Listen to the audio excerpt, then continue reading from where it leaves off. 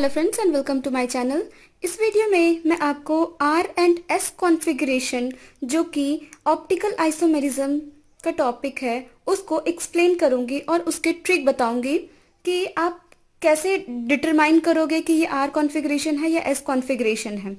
ठीक है, जनरली ऐसा होता है ना कि आईआईटी के एग्ज़ाम में या फिर मेडिकल के एग्ज़ाम में एक क्वेश्चन डायरेक्टली इससे दे देता है और बोलता है कि कौन सा आर कॉन्फ़िगरेशन का है, कौन सा एस कॉन्फ़िगरेशन है, या फिर दो कंपैरिजन दे देगा और उससे पूछेगा कि कौन सा आइडेंटिकल आइसोमेरिज्म है या फिर इनैंशियोमर्स है या फिर कौन सा डायस्टीरियोमर्स है।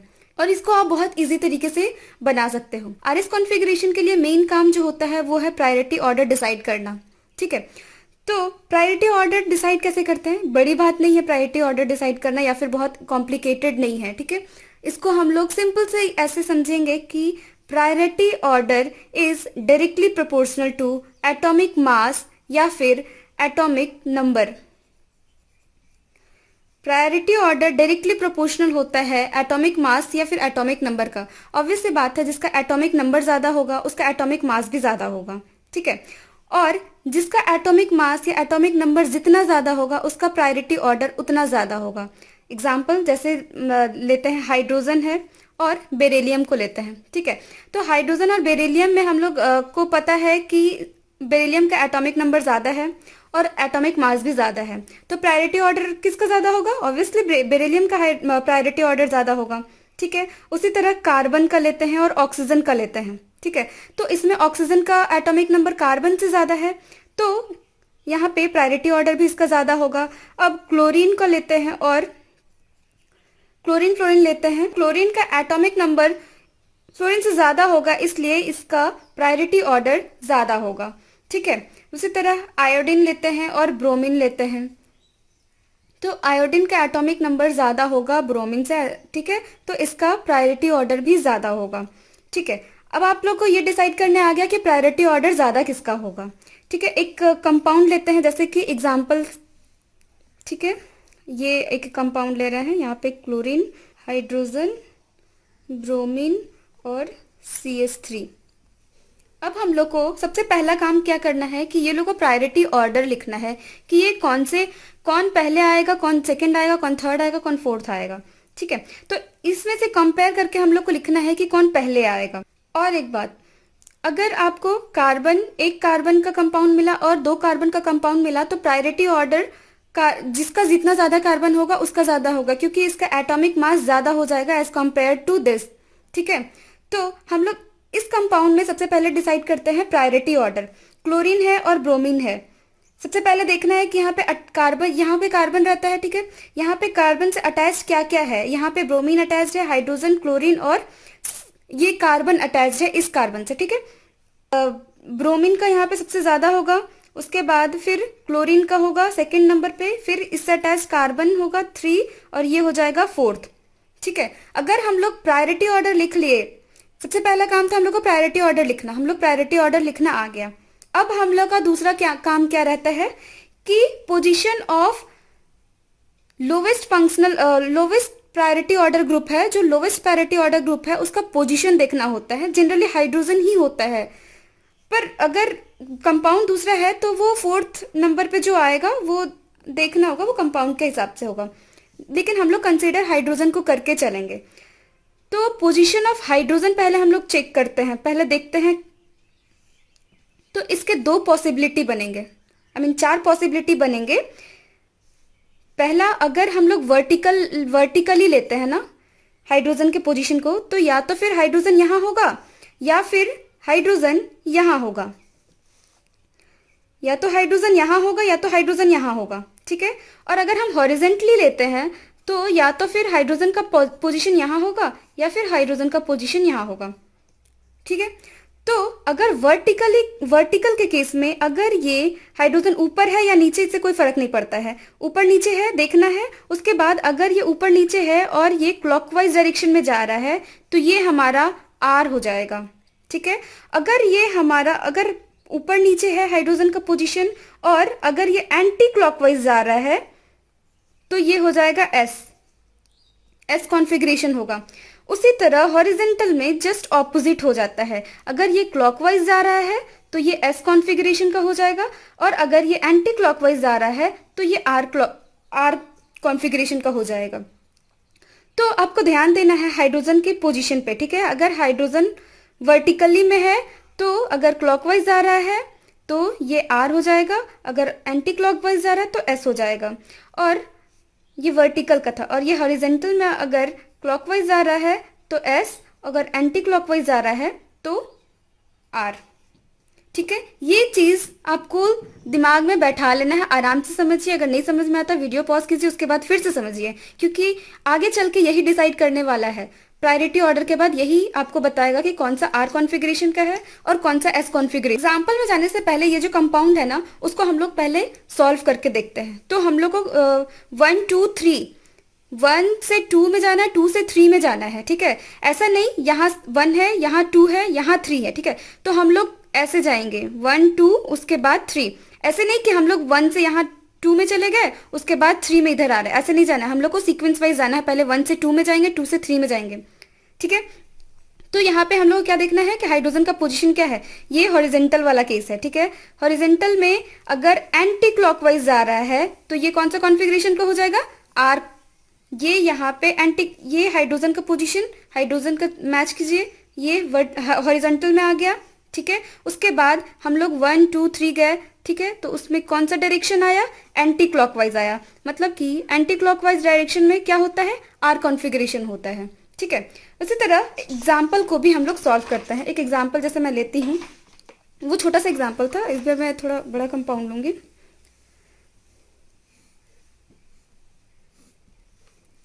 CH3OH Br OH Br CH3 एक कंपाउंड ये है। एक और कंपाउंड ले रही हूँ, उससे मैं कंपैरिजन करके भी बता दूंगी आप लोग की कि किसको इनैंशियोमर बोलेंगे, कैसे डाइस्टेरियोमर्स कैसे बनेगा। ब्रोमीन CH3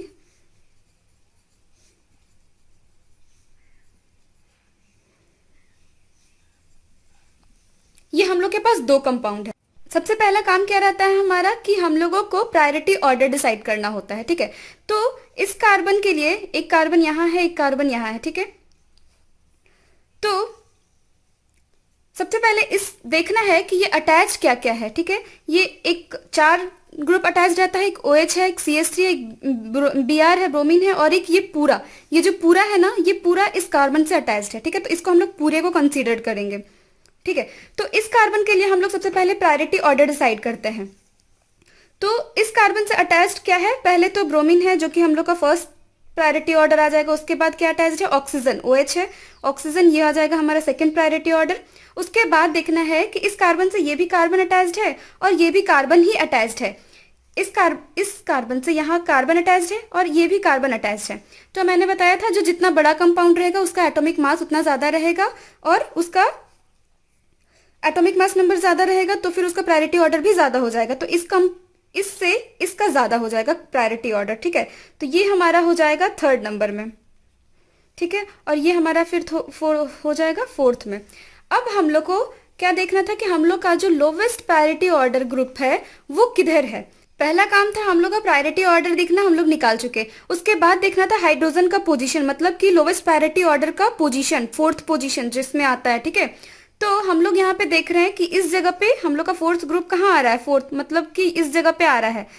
तो इस जगह पे आप तुरंत दिमाग में लगाओ, दिमाग में आएगा कि आपका अगर हाइड्रोजन ऊपर या नीचे हो, अगर ये क्लॉकवाइज आ रहा है तो ये आर कॉन्फ़िगरेशन का होगा, और ऑपोजिट है तो ये एस कॉन्फ़िगरेशन का होगा। ये चीज आपके दिमाग में स्ट्राइक करना चाहिए सबसे पहली बात। उसके बाद हम लोग जाएंगे 1 से 2, उसके बाद 3। तो हम लोग यहाँ से जा रहे हैं 1 से 2, यहाँ पे है 2 से फिर 3। तो ये कौन सा कॉन्फ़िगरेशन आ गया हमारा, आर कॉन्फ़िगरेशन आ गया, ठीक है। उसी तरह हम लोग इसमें भी करेंगे। इसके लिए भी हम लोग पहले प्रायोरिटी ऑर्डर डिसाइड करेंगे, ठीक है। तो ये हमारा फर्स्ट प्रायोरिटी, उसके बाद फिर ये सेकंड, उसके बाद फिर से ये हमारा पूरा अटैच है इस कार्बन से, तो ये हमारा हो जाएगा 3rd, और उसके बाद ये हो जाएगा हमारा 4th, ठीक है। तो उसके बाद हम लोग क्या करेंगे, इसका डायरेक्शन देखेंगे।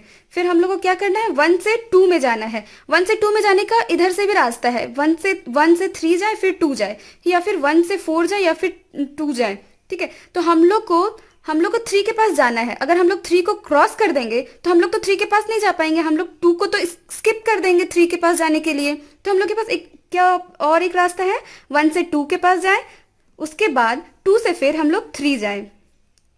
ठीक है, तो ये कौन सा कॉन्फ़िगरेशन हमारा आ जाएगा, ये भी सेम कॉन्फ़िगरेशन आ जाएगा, ये भी हमारा आर कॉन्फ़िगरेशन आ गया। ठीक है, उसके बाद इस कंपाउंड में आते हैं। तो इस कंपाउंड में सबसे पहला काम क्या है हम लोग का, प्रायोरिटी ऑर्डर लिखना। ठीक है, तो इसमें भी प्रायोरिटी ऑर्डर सेम हो जाएगा, 1 2, फिर ये हो जाएगा हमारा 3 और ये हो जाएगा हमारा 4।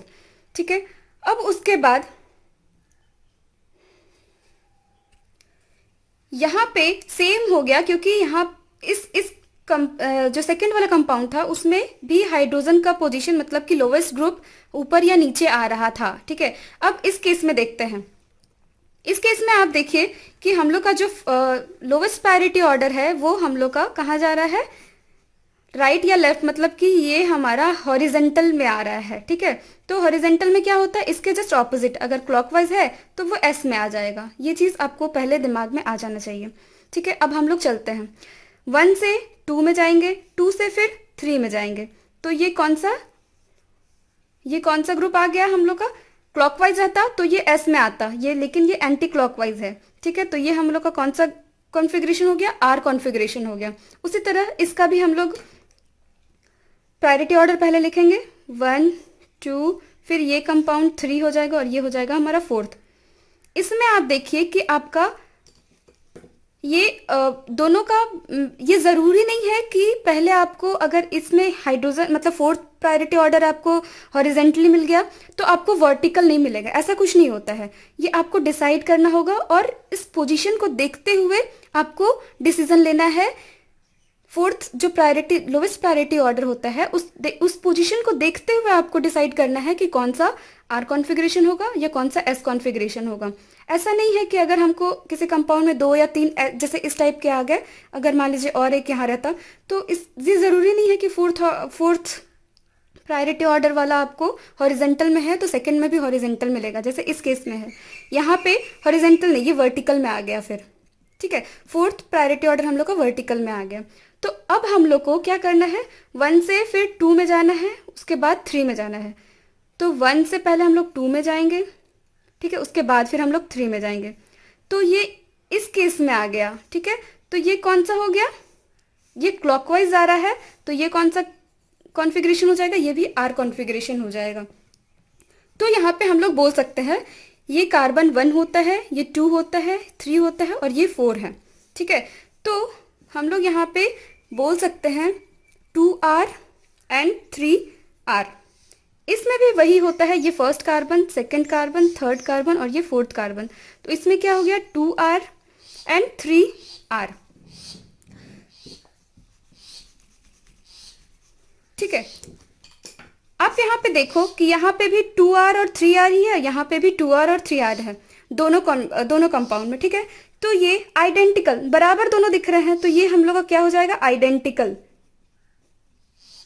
ठीक है, अगर किसी कंपाउंड में, इस कंपाउंड में नहीं, अगर किसी और कंपाउंड में ये वाला R है और ये वाला भी R है, ठीक है, और इधर दोनों S है और ये भी S है, दोनों ऑपोजिट है, तो ये हो जाएगा हमारा इनैंशियोमर का केस।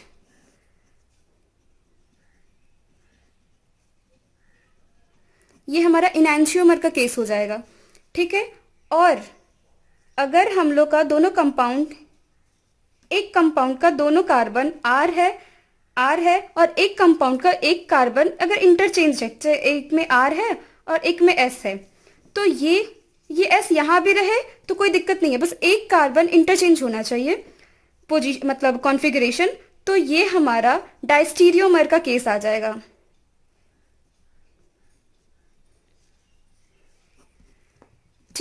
आई होप आपको ये ट्रिक समझ में आया। अगर समझ में आए तो प्लीज़ मेरे चैनल को लाइक, शेयर एंड सब्सक्राइब कर दीजिएगा। Thank you for watching this.